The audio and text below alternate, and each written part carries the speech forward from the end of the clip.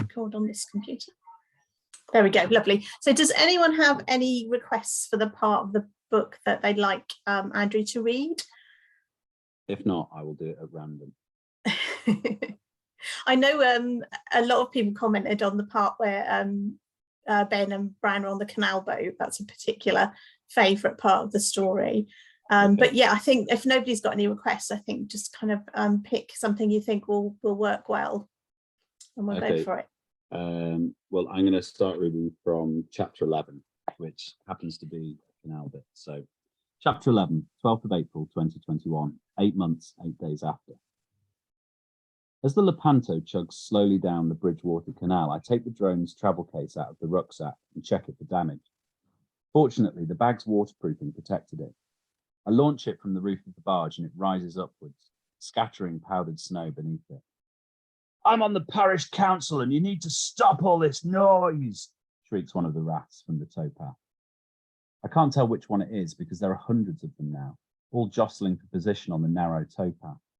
Every few yards, one of them loses their footing or gets pushed by the crowd and they fall in and sink beneath the brown waters out of sight forever. By the time that one has sunk, another 5 have joined in their place. Rats in shorts and trainers with no shirts, their skin chapped raw by the snow, beefy workers in luminous high-vis vests, women in summer dresses, long straggly hair, prematurely aged by the snow, an older woman wrapped in a grubby dressing gown with a towel wrapped around her head. It's a snapshot of the world when it changed. Brown is distressed and is sniffing around the floor looking for Bear. I'm worried that she might slip into the water, so I push her back inside the barge and close the doors. I make sure the tiller is pointing us to the centre of the canal and slip on the drone headset. The camera shows black smoke is still billowing out of the Libby's Dream. I steer around the dark column so that it doesn't clog up the rotor blades or damage the cameras. I scout all around the area. I can make out the area of flattened snow where the donut was, and the trampled areas where the rats made their way out to attack us. There are splatters of blood in the snow and bodies, but no Bear. I even hover over the water, close enough to pick out the lighter colours of skin beneath the surface. Still no Bear. My theory is that it must have fallen into the canal when the donut was being dragged around behind the barge, or it was tipped into the water when I was pulling the donut in. I was trying to pay attention to where the barge was going, so I had my attention split. I speed the drone back to the Lepanto low over the water to conserve the battery and return it to its travel bag. I could turn the barge around and mount a physical search, but the truth is that we have to push on. It's already afternoon, and if I'm going to get us to St. James before dark, then we need to keep going. I open the doors into the cabin and Brown bursts out, frantically sniffing at the floor and looking accusingly at the water. Her mute whimper is heartbreaking. I offer her chicken, but she's not interested. I snaffle her up and hold her close as she wriggles. The stench of the fox scat is still strong on her jumper, but she needs a hug. I need a hug. I gently return her to the ground and leave her to the fruitless pursuit. I reason to myself that in time she'll get over it and that maybe I can find her another bear. Leaning against the rail, I pull my hood up and over my head to block out the shouts of the rats. I hear my breathing trapped in my hood. I feel so tired. If I'd waited much longer to make this journey, I wouldn't have made it at all. But would that have been so bad? Brown would still have Bear in the temporary safety of the Arcade. I could have died in warmth and comfort, stoned out of my mind listening to ABBA, miles away from the heckling of the rats. Every part of my body holds pain. My guts churn despite the lack of food. My left knee aches for some reason. And even though my face is close to frostbitten, I think I'm getting a fever. Without warning, I feel an immediate urge to go to the toilet, and I look around to try and figure out how I can make this work. If I stop the barge and use the toilet on board, we might drift to the bank and I'll be ripped apart while I'm taking a shit. I'm also terrified of messing with the throttle in case we run out of fuel or it stalls. So all I can do is drop my trousers, hang onto the rail and shit over the side of the barge. I try and do it on the side with the fewest rats. The rats at the front of the pack recoil collectively. "What do you think you're doing? This is Trafford, not Salford. We do not shit in our canal here.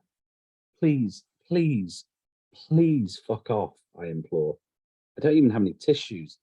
I have to lean over and scoop up a handful of water from the canal to wash myself. "He's douching with the canal," someone shouts in a disgusted tone and promptly launches himself at the barge. He gets about a foot away from grabbing the side of the boat, but plunges into the canal and is instantly gone. Please, I plead, I have cancer. I wouldn't do this normally. You wouldn't be like this normally. There's something wrong with you, I say weakly as I pull up my trousers and hold onto the tiller as a dizzy spell makes the world slide around. There you go. Is that all right? Brilliant. It's one of my favourite bits. I pulled that random. Sarah, was that a bear that you had holding up then? Yes, a bear. Came prepared. That's awesome. Oh, I was I gutted, did- everybody, by the way. The plan was always to make Bear speak, to make Bear say in like a kind of, what is it, a rugby player who's I had need a a stroke voice. I need a hug. But I couldn't do it because of the regulations with toys and electronics and trying to get the right part. So I was really upset I couldn't make him talk. We don't want any bears catching on fire and burning houses down. That's No, just- we don't. That was the issue. mean, yeah. Frankly, it'd be wonderful for me from a marketing Oh, from a point of publicity point of view, yeah, that could Yeah, be good, absolutely. wouldn't it? Yeah. If it could burn, if you could burn down 7 or 8 houses, I think it would probably make the front page of the Sun or something. Oh no, nowadays you seem to be able to do one thing and it makes the front page of everything, doesn't it? Clickbait. Author's Clickbait, teddy bear absolutely. burns down whole housing estate. That would be great. I didn't say at the top of this conversation that I'm so grateful to Julie and to all the members of the End of the World Reading Club. It's been from a writer's point of view, and it's so nice to have some feedback, to have some encouragement and some people to talk to the book about, really, because God knows my wife's bored of it. That it's just been really, I've been very grateful for it. So thank you ever so much. Oh, you're more than welcome. It's been, I was thinking about it just before we came on, actually. I can't think of a single person who hasn't loved the book. Oh, I know loads who haven't loved the book. But I think everything else we've read, because obviously we read before and after as the club book, and then we did the special edition of Flesh and Blood as well, and then we've had before and after in the trials. So I think probably it's been close to about 400 books that have gone out for before and after, then plus the Flesh and Blood.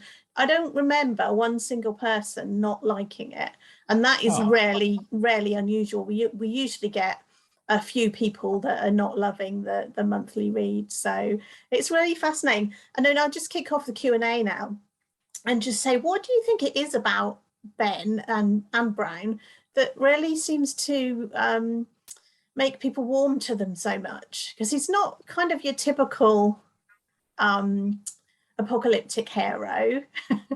No, not at all. And I think in part, I think it's because ultimately a lot of my answers will be that's for people to decide themselves, and I'm a big fan and a big believer that as soon as I've written the book and send it out there, that it's as much yours as it is mine, and that a lot of the interpretations that people put onto a story are important to them, and therefore all I can give you is my opinion on those things. For me, I think one of the things that a few people have said, and that I felt too, is that Ben especially, I think, behaves in the way that I would behave, in that he gets scared, he does things wrong. It's the classic sort of thing where in a film you never see people accidentally step on a rake and hit them in the face, and that is precisely what would happen to me at every step of the way. And I think a lot of people feel that way, that there isn't a great representation for idiots like us, who just have normal things happen to them and setbacks and things fall apart. And I like although I often feel cruel when I'm doing it, I like problems happening in books, and I like problems that crop up, because I think that it's real. It's what happens to us in our lives. You go to pick up the kids from school and there's a flat tire, you fix the flat tire, you're running out of petrol. It's just anyone who's ever tried to print something on a deadline Yeah. The printer ink will fail, that the paper will get lodged, paper jam. That's life, and I think that's what I try and represent through Ben and Brown as well. Yeah, he's definitely relatable. That reminds me, I don't know if anyone's a Supernatural fan, but it reminds me of an episode of Supernatural where they lose all their kind of main protagonist perks, like being able to pick a lock in 30 seconds and never falling over, and they just start doing daft things like tripping over their own feet, and you don't really think of that as when you're watching something or reading something. But it brings a lot of realism to it, I think. Do you know what we need in both television and books is more spinach in teeth? Because yeah, that I could relate to, doing daft things. Yeah, and only noticing when you get home and thinking, why did no one tell me that I had spinach in my teeth for an entire day? It's when you have an argument with your other half. Did you not notice I had buttercream in my hair or something? Yes, I knew. Brilliant. If anyone wants to ask a question, there is reaction buttons at the bottom, and you can like put your hand up, and then we'll know kind of what order everybody's gone in. Sarah's jumped in there straight away. Do you want to take yourself off mute, Sarah, and ask away? And Andrew's open to questions about the books, about the writing process, what's coming up. So, right. I just wondered with the protagonist Ben, whether you drew on anything from your own life, because my younger son ended up coming out of school and having to be home educated for a while. So some of the issues that Ben had resonated a lot with me, and I just wondered, did you just imagine this, or have you got some real life experience of well, obviously not. I found that really moving. Oh, thanks. Well, yes, there are lots of aspects of Ben that are either reflective of me or reflective of a lot of the research that I did. So just a bit of background about me. I have kind of struggled with my weight throughout my life, and have been, up to very morbidly obese and down to sort of very not morbidly obese, and still very much fluctuate between. And so that aspect of Ben is very much based on personal experience and kind of the scars that I've borne through that journey, really. And I felt like, and so part of what I did in my background was that as I'd struggled with weight, I started to write about weight. So I'm a journalist anyway. So I started a blog called Man v Fat, which was essentially me talking about struggling with weight. It wasn't me sort of positioning myself as a diet expert or anything like that. It was me saying, wow, I've really struggled with this, and it's been very painful. And it became quite popular, and it grew into quite a big support network for other guys who just wanted to lose weight and get healthier. And that as a result of that, that's kind of grown bigger and bigger, and is now helped a lot of guys around the world. So I think we've now done schemes and offered support to over 4 million guys around the world. And as part of that, one of the things that we did was a series of interviews with guys who had lost weight, and quite a few of those guys were Ben's sort of size, so 600 pounds plus, and a few of those guys were shut-ins as well, so were literally in Ben's situation where they hadn't left the house in 9-10 years, had become very, very isolated. And I just thought, initially, I spoke to a couple of them before I wrote the book, and just sort of, I suppose in a way, got their blessing that this was an okay story to tell, and that they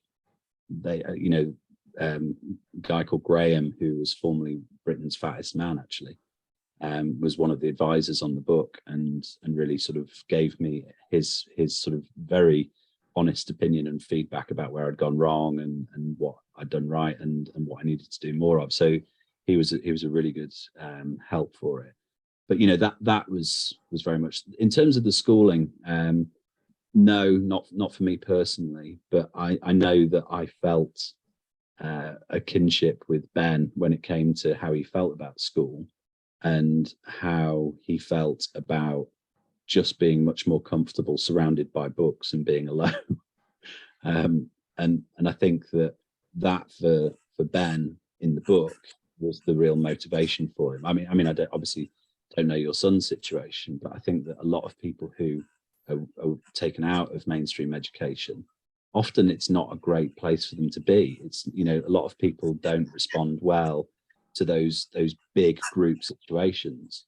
Was that similar for you, for your son, Sarah? Absolutely. I mean, we've sort of got a late diagnosis of autism, really, and he's very bright, but school just, mainstream school just was too much for him. So, so it was nice. I thought there's quite a lot of sensitivity in your portrayal, and it was nice to see a protagonist who's severely overweight being treated as a human being and not just having fun poked at them or or being the side character. I really enjoyed that. Oh, thanks. Well, I mean, I from your son's point of view, I'm glad in a way that we live in a slightly more understanding era for young people like him, because I know that in my schooling days, that was just a sort of, shut up and get on with it type situation. Everyone hates school, you just got to get on with it. Whereas you hope that with a bit more tolerance and a bit more compassion, that people can find avenues and can find situations that work better for them. And I certainly hope the same for your son. But yeah, I mean, I think for me, it was always about having felt a real sort of having been in the situation that Ben was in, although not to the same extent, and having have been friends with people who were in Ben's situation at that weight. I felt that the one-dimensional portrayal of people with weight issues in mainstream fiction and mainstream media was a real missed opportunity, because weight is such a colossal part of modern society, and weight issues are such a colossal part of modern society, that an interesting and informed fictional take on them for me was a bit of a no-brainer, really. Yeah. Well, thank you very much. I really enjoyed the books, and even my husband's pinched them, so my copy is with respect because he's raising it. So thanks again. Oh, no problem at all. Brilliant. I'll jump in there with another question that somebody sent in because they knew they couldn't come because it's to do with the weight again, but from a completely different angle. Charlotte is a maths teacher. And she was wondering, she says, no judgment if you didn't, but she was wondering if you did the maths on Ben's weight loss, whether you worked it out or whether you used a bit of artistic license. This is the one criticism that I get annoyed about is when people say, oh, well, that's a load of rubbish. You couldn't eat nothing for a year and you would just die. Or the weight loss was painstakingly researched, painstakingly. So whenever people say that, I would like to get them to read the 3 or 4 box files of research that I've got on why it is accurate. There was a Scottish guy called, I think it was Joseph Barberi, who was in exactly this situation. So he didn't eat for a year, and he went from, I think it was 582 pounds to 181 at the end of that year. So, wow. And he ate literally nothing, and this was a medically supervised fast. I think he had cups of sweetened tea, but like 2 or 3 a day. So nothing like the caloric input that he would need to sustain himself. So yeah, did I do the maths? Absolutely 100%. Yes, I Brilliant. did. Did she mean from from working out how much you would lose per day? I think she meant, Yeah. and how that would work out. There must be some sort of special formula. That's the sort of thing my husband would know. Yeah, absolutely. I mean, it's slightly it's blurred a little bit, because obviously part of Ben's weight loss is that he no longer has a leg by the end of the book, which he did have at the beginning. So I had to do quite a lot of work around how much does a leg actually weigh, and I'm not going to tell you how I figured that one out. Do you do some sort of water displacement experiment or something? Yeah, that sounds reasonable. Let's go with that. Oh dear. Oh, that's brilliant. I bet you must be tempted to like put the maths in at the end of the book or something, just to go, actually, this is true. Yeah, absolutely. But I mean, you're always on a hiding to nothing, aren't you? When oh, people, definitely. If people criticize, if people, often it's because they didn't like some aspect of the book, and that's fine. As I say, once I publish a book, that's for people to make their own. I'm not. I think you'd go insane if you were overly protective of these things. Yeah, you must have to take a little bit of a step back for your own mental health. Bethany has her hand up. I think you might have frozen, Andrew, but we can still hear you. Oh, have we lost him? Oh no. I think we might have lost him. Let's see if we can wake him up again. No, he's completely frozen. Oh no. I'm sure he'll dial back in again. If I remove him, he might dial back in again. Let's have a look. I don't want to report him to Zoom though. Oh, no. Will not be able to rejoin. So, can't do that then. Why would he not be able to rejoin? That's strange. Yeah, so he's gone anyway. Or if you kick them out, they assume that you don't want them there, therefore they can't come back.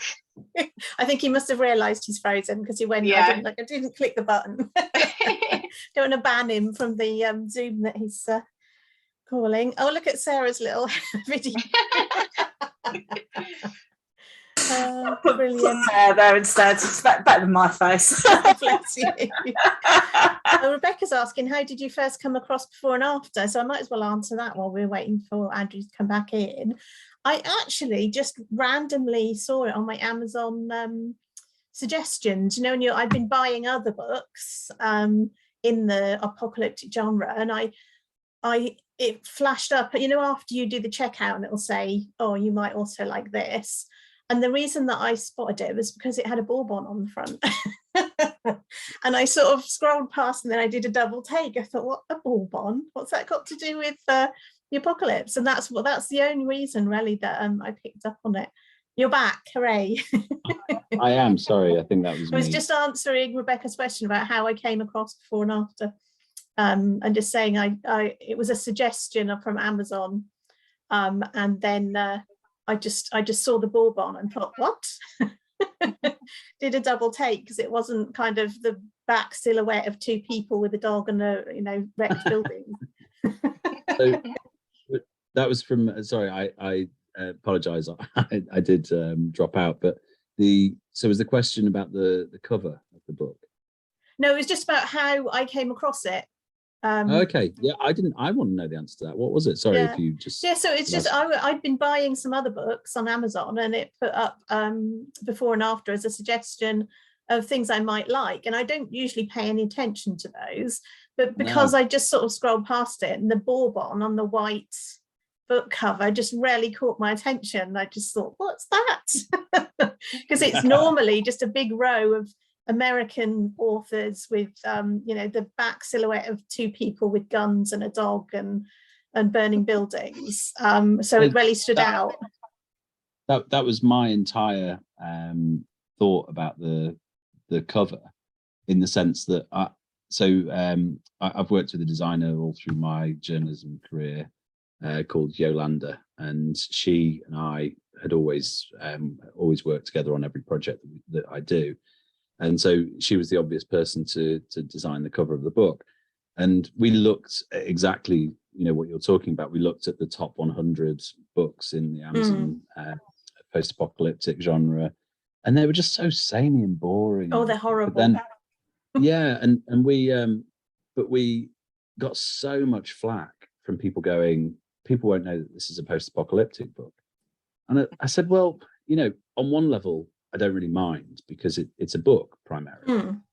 And frankly, going into publishing before and after, I had absolutely no illusions of it selling any copies. I thought my mum would buy one copy and hate it. And that would be it. But so I don't think I published it from the point of view of thinking I want to make commercial decisions here and to make this so that people know instantly. And I think hopefully that has been a decision that's been vindicated. But I think it's really paid off. I mean, if you saw somebody reading it on the train, you would be interested. You would think, oh, is that a book about Bourbons? I want to read that. So you would just be naturally interested. Whereas if it's obvious, then you perhaps just wouldn't really even notice. So I think it was a good decision. Melissa's husband calls them the biscuit books. I'll take that. We'll go with that. I always call them the Ben and Brown books, but the biscuit books works well. Bethany, did you have a question?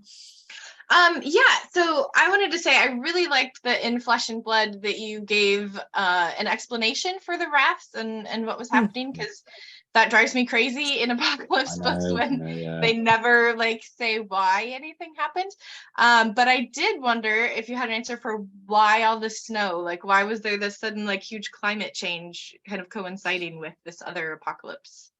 Yeah, that's a good question. I think probably atmosphere is at least 60-70% of the answer. And as I was saying before about, I like things going wrong in books, and I like people being in difficult situations. And so the kind of the terrible weather and kind of snow has that real knife edge niceness for, sorry, appalling description, but that knife edge situation for characters within a book, and certainly from a reader's point of view, in that it looks so beautiful. So you think about something like Miss Miller's Feeling for Snow and things like that, those sorts of books where there's that sort of beautiful crispness and freshness, and symbolically, I suppose that what I wanted from the snow in Flesh and Blood was to indicate that this was a fresh start, that there was a cleanness to the world, because things had changed and things had been overwritten, if you like. And so symbolism, awkwardness. I like snow. I do too. There was no deep and meaningful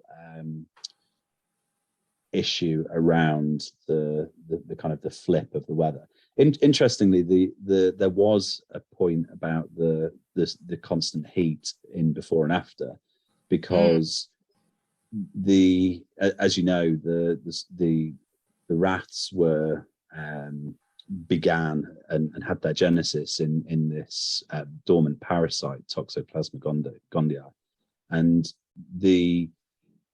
that had been thought of before, that actually one of the things that could cause that dormancy to reverse would be extreme weather conditions, and that sort of the heat, and the heat puts pressure upon the body, and parasites don't like their host being under stress. So if they feel like they're under stress, then there's a greater chance of them becoming active, because their host is no longer a stable and safe place.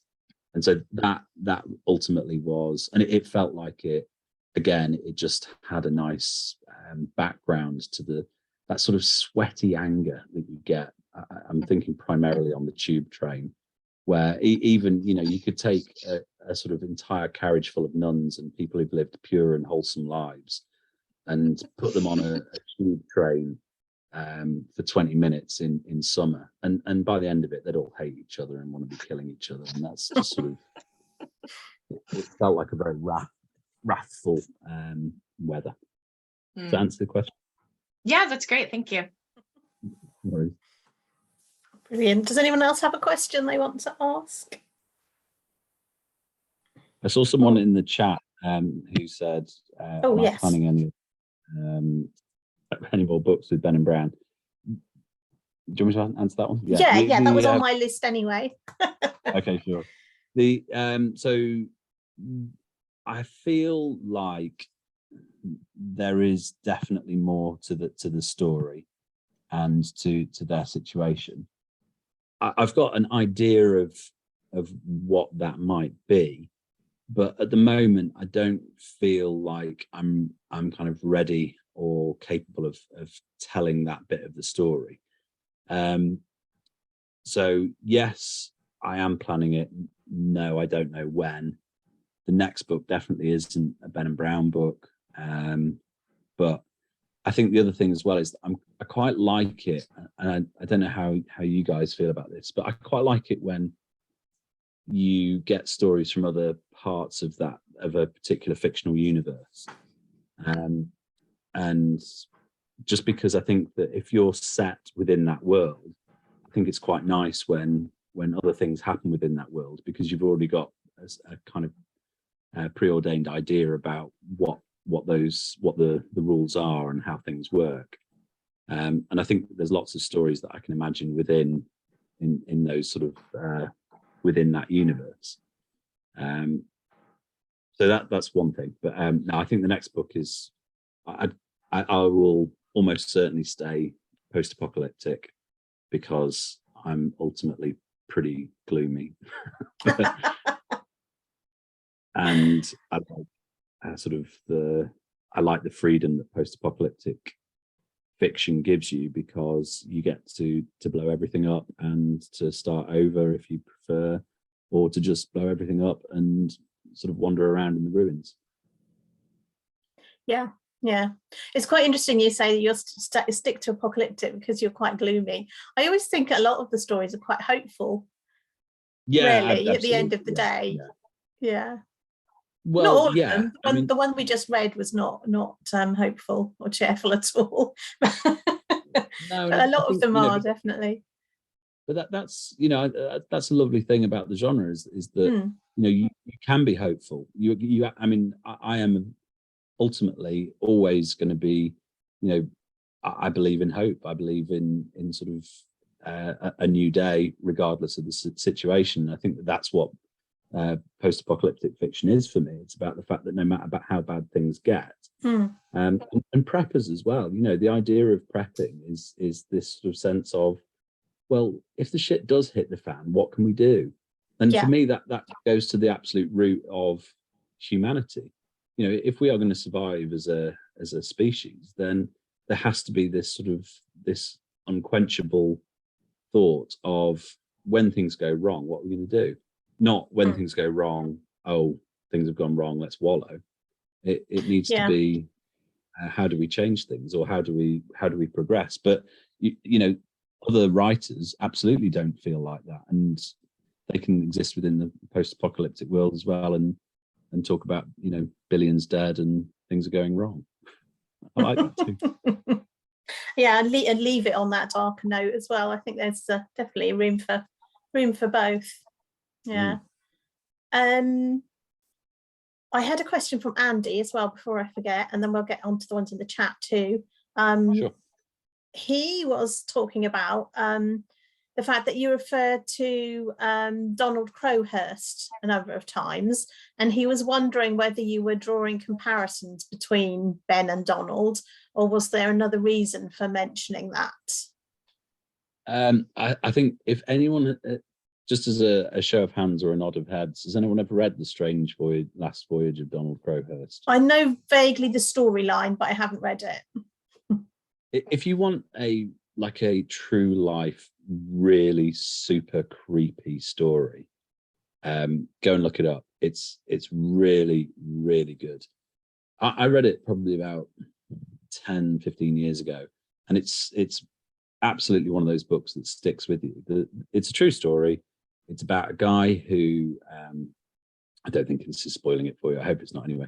But it's, I mean, go and read his Wikipedia page. That's just as creepy. But he sort of was a bit of a fantasist and decided that he wanted to participate in this sailing around the world event. He didn't really have any kind of practical understanding of sailing, or indeed much sort of funding to get a boat that could compete in this kind of race. But he just sort of plowed ahead anyway. And he, through bluff and gusto, he managed to get this boat and to take it out. But it all went wrong. But he was trapped by his own hubris, really. He couldn't admit that things weren't going swimmingly. And so he just slowly went insane on the sea. And but he kept a journal. And his journal is what they draw on for a lot of this book. And the last chapter is really just his fantastical ravings of a guy who is sadly in the grip of lunacy. And they believe that he just stepped off the back of his boat at the end, when he became so convinced that it wasn't going to work. And it's deeply disturbing book. And I think for me, the comparison was always that it was the story of Donald Crowhurst is really about one person's limits being reached, and once they're reached, the next step is literally just to step off the back of this boat and end things. And I think that for Ben, it was again symbolic of where he was and that kind of frustration and the desperation that he felt in the early chapters of Flesh and Blood, where he just sort of, I think any of us would have forgiven him for thinking, yeah, why didn't he just stay on the arcade, get stoned out of his mind, stay warm, stay comfortable, maybe let Brown go at the end so that she had some chance of kind of a life. But again, it's this sense of just hope and, maybe if there is a chance of progression, do you not owe it to yourself to take that step? But equally, I think, I hope that the book does at least give some kind of acceptance to people who maybe wouldn't have felt the same, because I think it's sometimes there is a valid argument about, well, no, that all seemed too hard, and I choose not to do that. And I certainly wouldn't want to judge anyone who was in that situation, because it's for everyone to make their own decision, certainly. It's interesting they say that word judge. I think that's one thing that both books are without any judgment. There's no and I think that's maybe why one of the reasons why everybody loves them so much, because you leave plenty of space for people to make their own minds up. You're not judging something as wrong or right. You're saying this is just the story, and we get to put any moralistic view on it that we want to or not. So yeah, and I think that from Ben's perspective, he is someone who has been judged constantly through his life when he was outside of the house. And I think that one of the things that being in that position teaches people or gives people is an understanding that it doesn't help. Other people's what a lovely cat, Gillian. I've just seen your cat.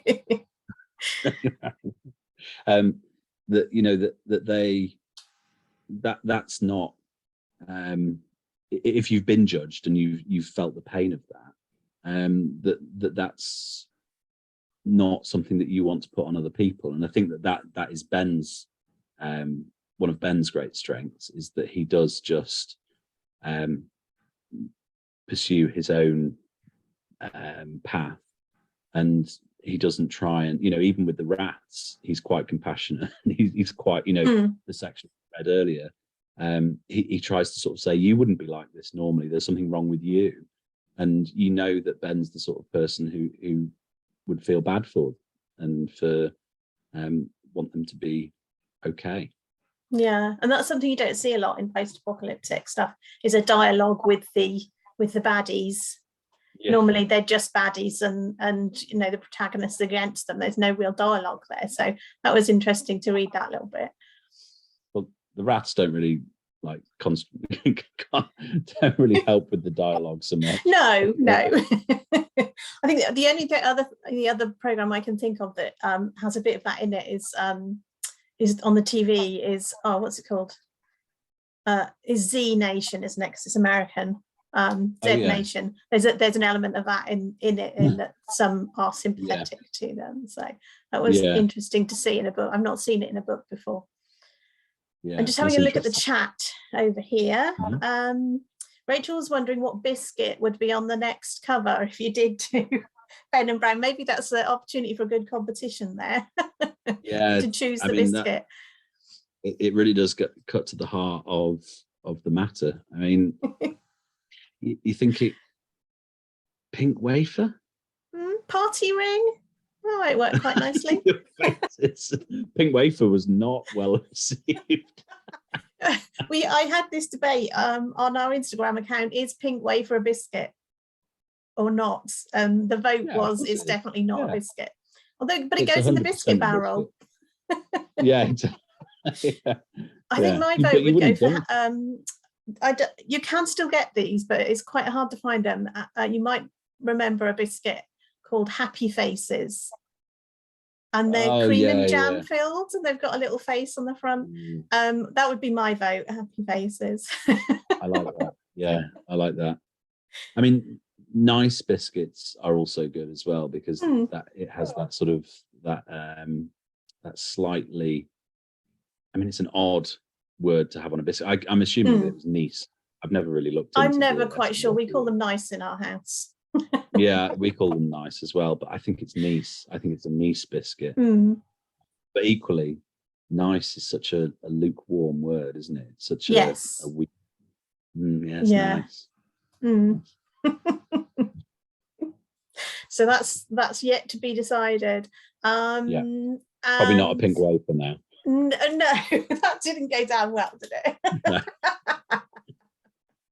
They seem like such a good idea, and then you bite into it.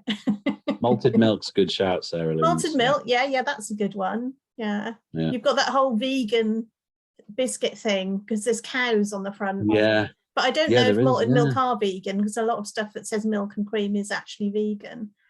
Like cream crackers. Wasn't there a type of malted milk where it was activity biscuits? And the whole thing I've not heard of those. Am I just having a flashback of some sort? Maybe it's regional. I think it's like a sports one, wasn't there? That's like the same flavour, but like with sport things on them. That's exactly biscuit. right. Yeah. and Brilliant. But it had, like, you know, one of the biscuits would be hockey, and it would be little figures doing. Have I got concussion? I'm going to have to Google that when we get off. Activity biscuits.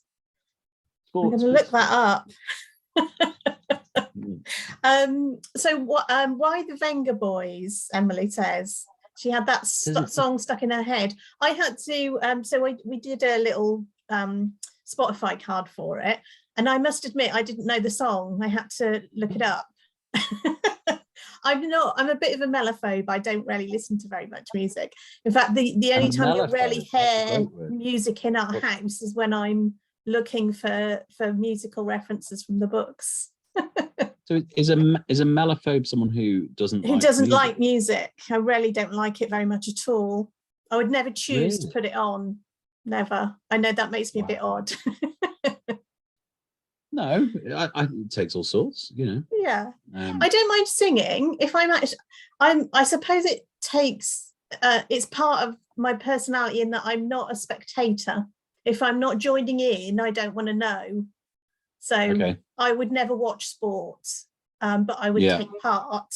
I don't listen to music, but I will sing. Yeah. Okay, that's interesting. Yeah. So why the Venga Boys? Because it it's a song, I think. So Ben found during his kind of wrath fishing experiences that this was a song that had the best response. And I can kind of, there's a really good viral video somewhere, which if I think of it, I'll stick into the group afterwards, where it might be the Venga Boys, or I think it's the, did they also do Boom, Boom, Boom, I Want You in My Room? Thank you, Natasha. Natasha's yes, nodding. Yes. Melissa says yes. So there's a video of a sort of Friday night in a provincial English town, and there's a car driving through, and it's got this song on the thing, and he pulls up into traffic, and suddenly everyone's piling out of the pubs to kind of dance this thing. And there's just like this great impromptu dance party to Boom, Boom, Boom, I Want You in My Room.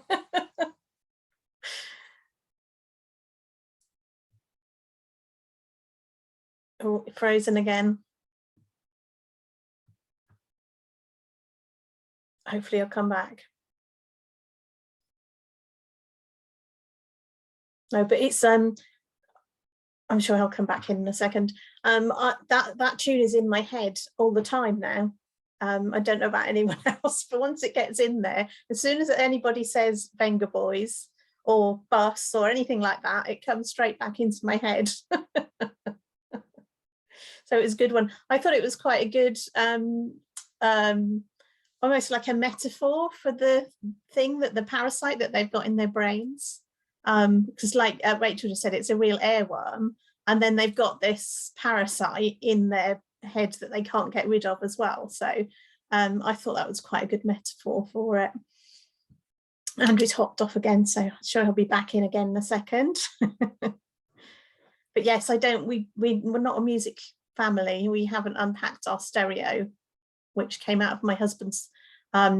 He used to live on what they call on board in the Navy, so he had a room on the base camp, and he left that room in 1997, and we still haven't unpacked his stereo. Are you back, Andrew? I think you are. Oh, is he nearly back? Is he going to freeze again? Yeah. Oh, you're back. You're back. Lovely. No, I was saying the Venga Boys thing, being a real airworm, is almost like a little reference to the parasite they have in their brains. Yeah, absolutely. But it's the sort of thing where it's just it speaks to people on a deeper level.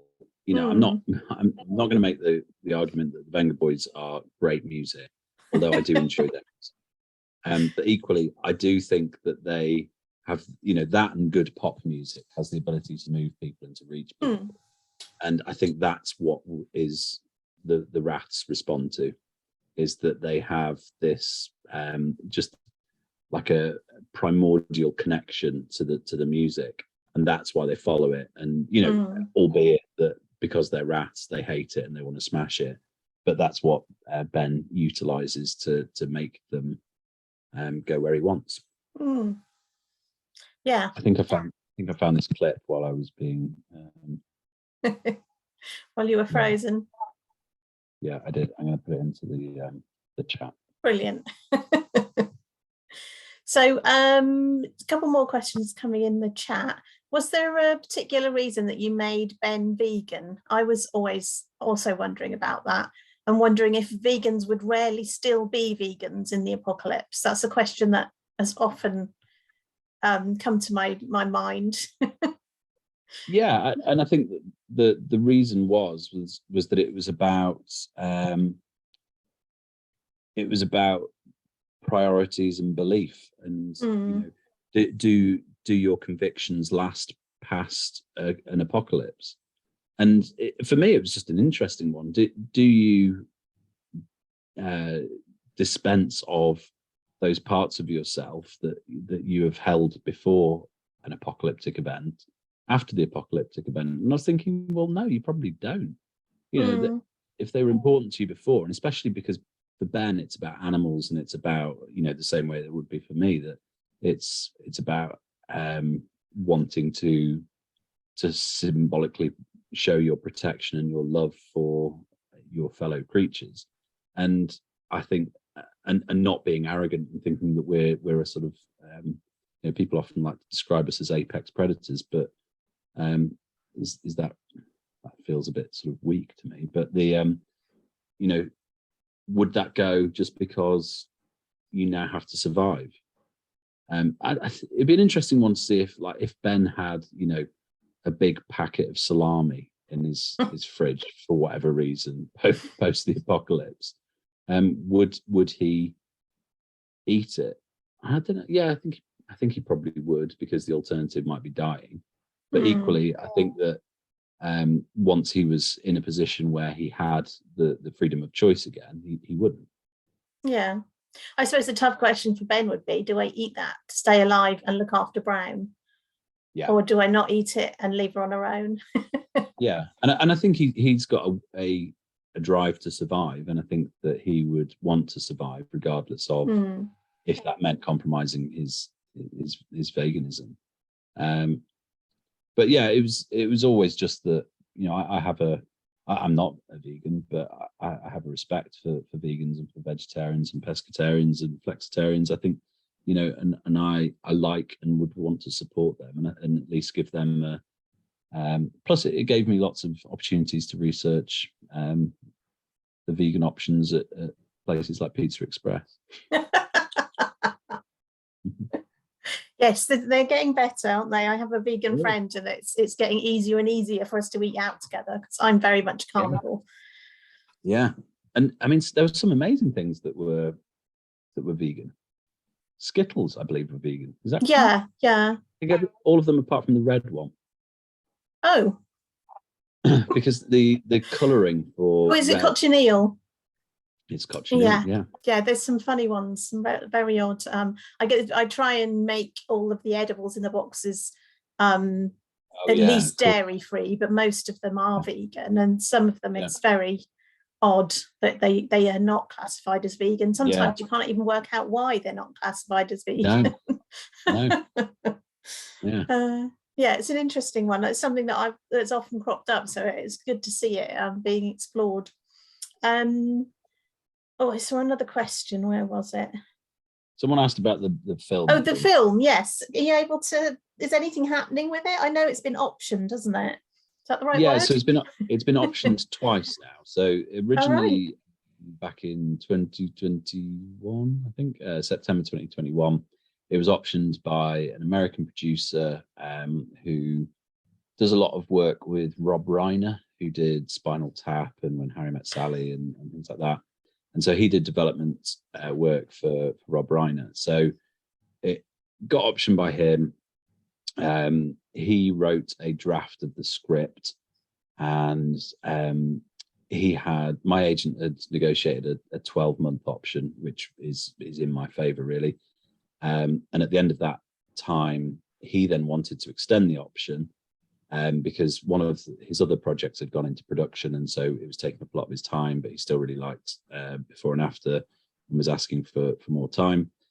As it was, another producer had asked for the rights to option it, and I switched to her because, in part because she's British. I also think she's a very good producer, and she's now talking to a few different production companies. I can't really say much more, but it's with a director and it's with two production companies, and they're sort of it's ongoing. It's right. I mean, my agent it doesn't really like me very much, but and what she said to me when it got optioned was, she said, so she wasn't really instrumental in finding the option for it. So he just emailed me directly, and we had conversations, and then I might have lost you all again. No, you're back again. Yeah. She then said, I then went to her to ask to just verify the deal and things, and she said, she said it. You haven't won the lottery, don't you?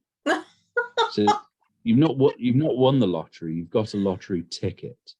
And she said, but how many people do you know who've won the lottery? Yeah, fair enough. Okay. But it's a useful, yeah, I know it's a useful way of thinking of the film optioning process, because if and when it comes along, it would be lovely. And I think that, you know, it's really exciting to learn more about how this gets put together. And I really trust the producer who it's with now.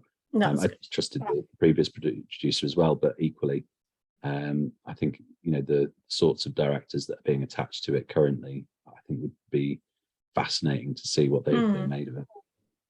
Brilliant. I really hope it does get all the way. I'm good, particularly with the canal scene. I just see kind of, it has Hot Fuzz vibes for me. So who wouldn't want to see someone shit over the side of the barge? You know, surely that's what. I think there's a British sensibility about that as well. See, when you say you're moving to a British producer, I think that's good, because there's definitely a Britishness to the humour. Like I don't think a lot of Americans would understand about barge wankers. I think that when no, Bethany's doesn't get it. No. If and when it makes a film, I think that we should do a End of the World Reading Club trip to the biggest IMAX screen that we could possibly find, just to see someone in 30-40 meter high glorious Technicolor shitting over a barge. That's a night out. That's a night. Well, I hope they make it 3D. That has put an idea in my head, though, because there's a lovely little Art Deco. I don't want to know what idea that is. So that would be a good club meetup. Have you had a thought about who might play Ben? Who would be in the cast? I mean, it's going to be a small cast, isn't it? So yes, I would love to know what other people's thoughts are as well. The one that we keep coming back to is God, I always forget his bloody name. Adam Driver. Not familiar with him. I'll have to Google him. He did. He was the Sith villain in the new Star Wars stuff. He was also in Marriage Story, and on Netflix. Come on, people, what was he in? Adam Driver. I'm rubbish with actors' names. He was in Girls. He was one of the boyfriends in Girls. If anybody watched that. Yeah, I agree. Girls, he was. He's really tall, which obviously works for Ben. He's got very dark, long hair. And he's also an excellent actor as well. So that would be good. Yeah. Bethany, you say reading club members should get the option to be extras in the movie and play rats. I completely agree. That would be brilliant. Yeah, I would love We'd all be there. Yeah. We'd all be fighting over who gets to deliver the line about shitting in the canal. Oh, brilliant. Just like Melissa's wondering Melissa's wondering whether they'll make it scary or go with the humour. Because I suppose you'd lose a certain amount of creative control once it goes to the script writing and that's, I think that's right. I think that people talk about writers when on film sets and things, and I think you have to and I do feel like I've been through the process of letting go when people read it. I think that you have to also allow other people to be creative with the story that you've told, and to tell their own story and to do their own version of it. And part of things being creative is that you might not always agree with it, but then that doesn't mean that it's wrong. It just means that people have done their own thing. I watched Station 11, the TV adaptation, and was yelling at the TV. They changed so much. They completely changed the storyline, basically, and had different characters meeting who never met, and added in exploding children with landmines, and took all the religion out of it. Completely butchered it. And I often wonder what what the author thought. The official line is that she loves it. About, and whether or not she's being restrained behind the scenes. Yeah. It's an interesting concept that you've created this baby and then you just hand it over. Yeah, but then I mean, you know, I think it doesn't serve anyone to be too precious about the things that they've created. No, because you know that's you go down that route and that's where you start shouting at people who've reviewed it and didn't like it. And yeah, exactly. I just think, you know, you're much better to just accept that if you're happy with it and you're content with what you've created, then that's the end of your relationship to it, really. Yeah. I think we've got all the questions from the chat. Does anyone else have anything else they want to ask? I think we've got through it all. Can you tell us a little about what you're working on now? Yeah, I can a little bit. It's so I wrote a short story for a radio telescope about 2 years ago. I think you've read it, Julie, haven't you? I have, yeah. We're in for a real treat. So I probably won't spoil it too much, but basically I wrote a short story for we live very close to a place called Jodrell Bank in the UK, which is a really, really incredible World Heritage site. It's a giant radio telescope, probably about 200-300 feet high, and it's dominated my skyline for a long time, but also it's dominated a large part of my psyche for a lot longer. And I wanted to do something about Jodrell Bank, but also I wanted to do something about collapse again and about go wrong on a global scale. And I just feel like I love working in that palette of blacks and greys and sort of broken things. I love that that kind of area. So that's what I'm looking at the moment. I think this year's been a fairly catastrophic one for me, and it's been very busy, but it's so I'd made myself a promise to write a book per year until I was 50. Wow. And I'm probably going to fail this year, but I think I'm set up well for next year to get this one out middle of next year. It's a really interesting concept. I really enjoyed the short story, so hopefully it'll be a great book. There were some great characters even in just that short story. You could kind of start to feel things for the characters already. So I hope when it comes to it that my favourites are still there. I hope so too. I'm going to. I think we talked about hopefully giving the short story to End of the World Reading Club members at some point in some fashion, which I'm really happy to do and really keen to, just as a sort of a thank you for all the support you guys have given me. Yeah, we must get that sorted out. Cool. If nobody else has any more questions, then I shall let you all go. Andrew, if you don't mind, if you've got 10 minutes, I want to talk to you about a project for next year, if that's all right. So, sure. As long as it's not painting your house or anything. Sorry? As long as it's not painting your house. Oh, no, you're okay. Emptying the sewage tank. It's in your wheelhouse. All right. Oh, cool. So thank you so much for everybody else for coming along and bringing your questions tonight. And as always, for being in the Facebook group and making it such a lovely place to be. November boxes are being put together as we speak. My son is in the slave child labour room packing things up. So I was aiming to get them out ahead of the strike, but they've cancelled the 2-day strike. So that's good for us. So hopefully we'll get them out nice and quick next week.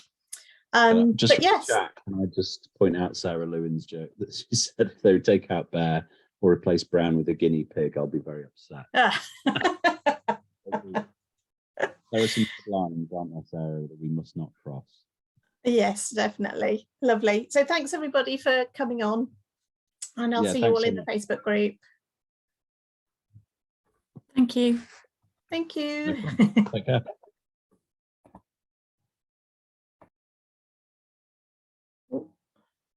jumps around all over the place when this happens. So it's